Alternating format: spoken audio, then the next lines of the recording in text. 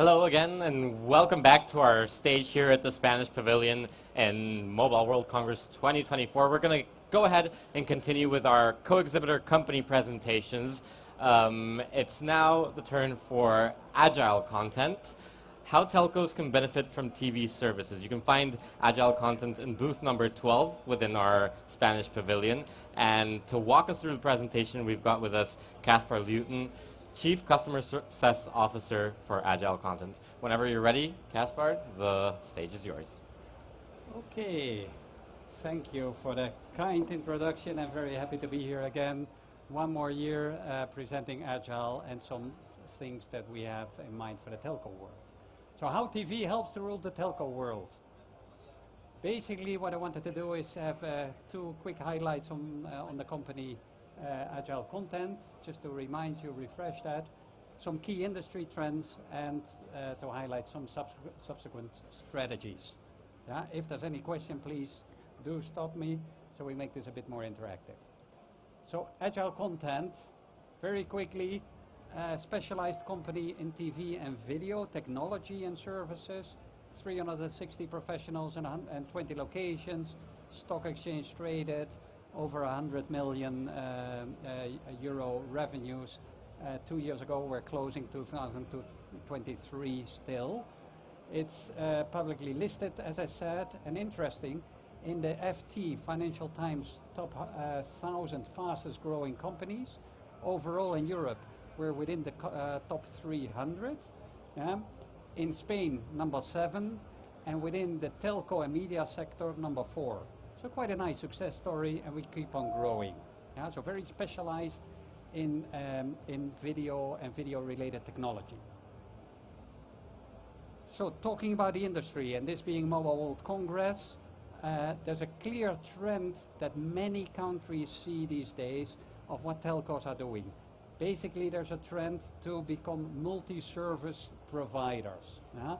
The new strategy many companies, many telcos are adopting is to try to make life easy for households, to really be and continue to be key in household service offering and being their trusted partner. Yeah? How do they do this? Typically by adding new services to their traditional broadband service portfolio. Typically electricity, insurance, things like this. I think you've seen them all. Yeah? And why? Basically to continue to be relevant in the households, increase revenues, increase ARPUs and margins, and reduce churn. Yeah, so typical strategy based on selling more to a very concentrated and important group of customers that they have, which is typically the household. Try to dominate the household. Entertainment, TV, digital TV, is core, yeah, and it's very much part of that. We have seen over the last 10, 15 years, when broadband came up, yeah, we've seen the typical combination of broadband with TV, or broadband with video. Yeah? So within this multi-service provider strategy, very much entertainment is part of that core service offering. However, getting it right is not easy. If anything has shown us the intents of the last 10 years is that to get TV right is not obvious. It's definitely possible, but it's not obvious to get it right. Why? Because there are many traditional TV services already available in the market. Yeah? Customer journeys become more and more individualized, more and more digital, more and more specific. Yeah?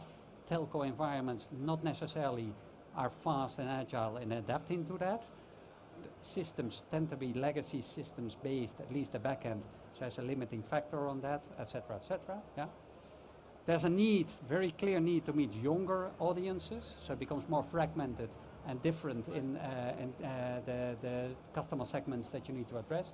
Younger audiences that, as we know, evolve very quickly, change very quickly, and tend to like things that yesterday did not exist.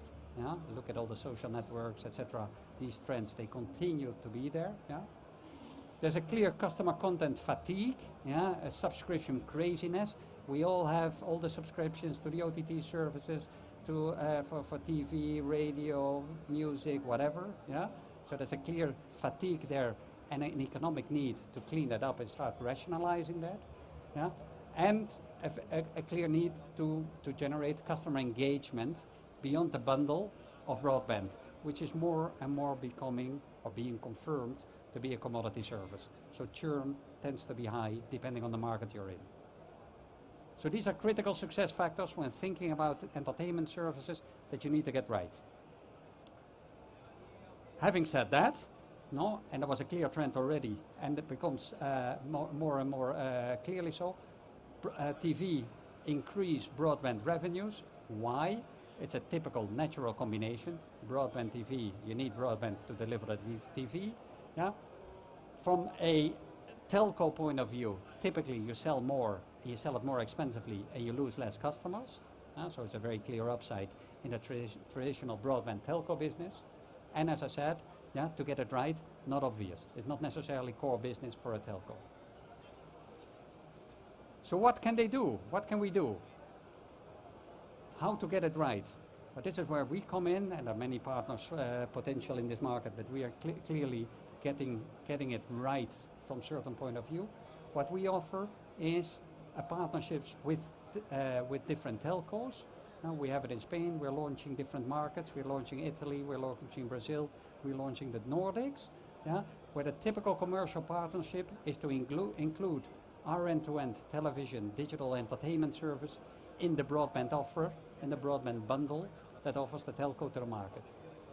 TV investment and TV risk we take over as the TV expert, and the telco is and maintains and enhances their role as being customer facing. They know the customer, they have the customer base, they know how to address that, they know how to manage that. We, by taking over the investment, but also by managing it, we do the TV backend, yeah? And depending on the situation, the joint activities on branding, on promotional activities, local market and content and the TV expertise. So this is very much a mix between leveraging on the local expertise and the local customer insights of the telco with our TV expertise and TV experience and how to sell this to markets in bundles with broadband. Yeah? TV value proposition that typically is a combination of different content sources, so open, free content, but also premium content, fast, advertising supported content that is more and more the name of the game. TVOD, AVOD, so transactional video on demand, advertising-based video on demand, yeah, and aggregations of OTT. This is core for the telcos because of two things. One, to get it right, what the next new wave, the next best thing of content is difficult to predict. So we allow to aggregate whatever you want to aggregate, so you don't need to get it right in the first hand.